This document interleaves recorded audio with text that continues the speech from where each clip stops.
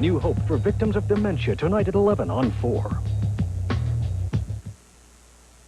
This is a special halftime edition of the Newsbeat. Good evening. The South Carolina lake is the scene of another tragedy tonight.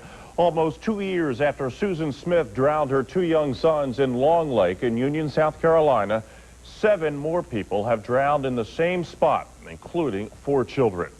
It happened last night. A group of 10 people had stopped at the lake to see the memorial where the Smith boys drowned in October of 1994. Suddenly, the black suburban van with 1 adult and 4 children inside rolled into the water. 2 more adults trying to rescue them also drowned. Certainly a tragedy that's befallen us here in Union County to have an accident of this magnitude, the number of people to perish in a single instant, to have 7 people die to drowning. The dead included an entire family, Tim and Angie Phillips and their 3 children, age 4, 2, and 4 months. One Union resident said it's like the lake is haunted. It keeps taking lives.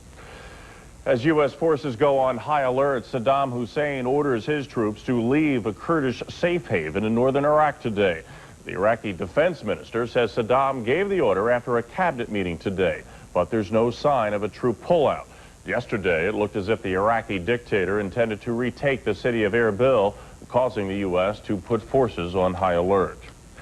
Tourists are leaving the beaches of New England as Hurricane Edouard gets closer.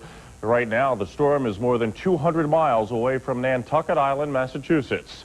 All along the eastern seaboard, vacationers are keeping an eye on Edouard. Beaches on Long Island's South Shore are closed to swimming as rough seas pound the shore. And parts of Jones Beach have been flooded out by extremely high tides. George Siegel has the latest on the movements of Hurricane Edouard. George, when could it hit land and where? Well, Dan, very likely to hit land sometime after midnight, shortly after midnight tonight. Let's go to the big picture computer. As Edouard continues to move north, likely targets right now, Nantucket and Cape Cod. Hurricane warnings in effect from Massachusetts to Rhode Island. The winds will be less than 100 miles an hour when they get there, probably in the 75 to 85 mile an hour range. Past 48 hours, watch the hurricane move way up to the north. And as it continues to do that, sometime after midnight, the winds are likely to arrive. The hurricane probably will not go on land until the morning hours, 5, 6 o'clock in the morning. For us this evening, mostly clear after the sun sets. Until then, we'll see some clouds around, temperatures slowly falling through the 70s. We'll have more on Edouard and our forecast tonight at 11. Dan?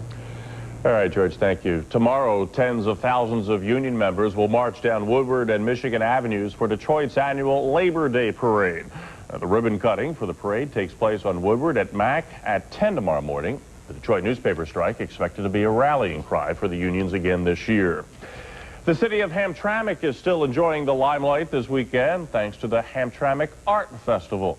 Visitors had a chance to enjoy all kinds of art exhibits, including some historic photographs that put the city on the map earlier this century. The city's Polish heritage was also in evidence, along with lots of food and fun activities for families. All proceeds from the art festival go back to the city, which will use some of the money for a new gazebo in time for next year's festival. That's a quick look at what's happening. Thanks for watching. For George, the entire Newsbeat team, I'm Dan Mountney. See you at 11.